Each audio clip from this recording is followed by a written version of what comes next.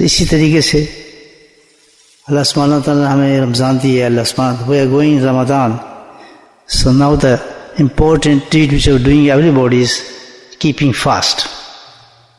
ہم روزہ رکھ رہے ہیں, ہمارے لیے سب سے بڑا عمل یہی ہے, اور ہر آدمی جو ہے اس روزے کو رکھ رہا ہے. So now which is the best and good روزہ to getting reward from Allah subhanahu wa ta'ala. کون سا ایسا روزہ ہوگا کسی انسان کا جو کہ اللہ کے نزدیک بھی بہت مقبول ہو, بندہ اس میں ریوارڈ بھی زیادہ حاصل کرے. اب تو سب روزہ رکھ رہے ہیں, everybody keeping the fast, the same thing. So that's the very important question because we are doing the roza. How can you get the more and more reward in keeping the reward, keeping the روزہ؟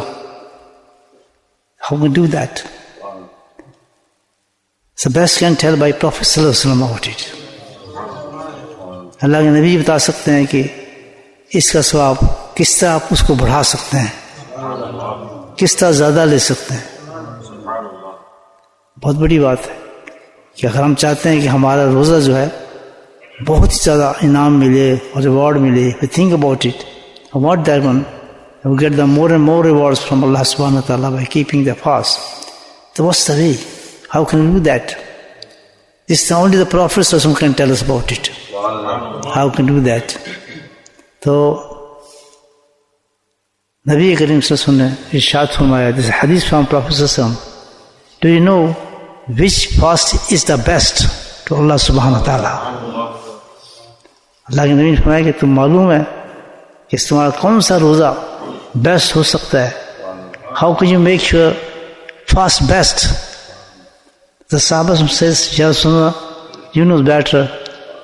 You please tell us about this. How can we have the best roza? You know what says Allah? Nabi Qasam, he said, if you want the best roza, reward is the only way you do with zikrullah.